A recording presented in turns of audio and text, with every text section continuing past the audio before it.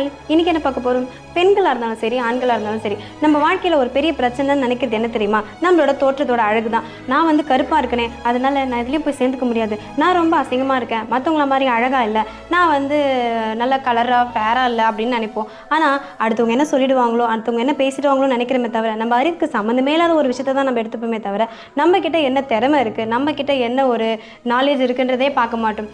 அழகு, கலரு இதெல்லாம் வந்து நம்ம காலத்துக்கு ஏற்ற போல மாறிடும். ஆனால் நம்மக்கிட்ட இருக்கிற திறமையோ அறிவோ நம்மளுக்கு இருக்கிற ஒரு சிறப்பான ஏதோ ஒரு விஷயமோ நம்மக்கிட்ட காலம் ஃபுல்லாக இருக்குன்றதை நம்ம யோசிக்கிறதே இல்லைல்ல.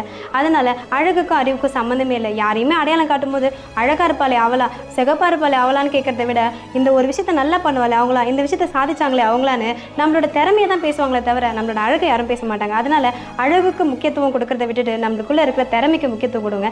கண்டிப்பாக நீங்களும் ஒரு நாள் ரொம்ப அழகாக தெரிவிங்க. ட்ரை பண்ணி பாருங்கள். நல்லா இருந்தால் ஃபாலோ பண்ணிக்கோங்க. பாய், தேங்க்யூ.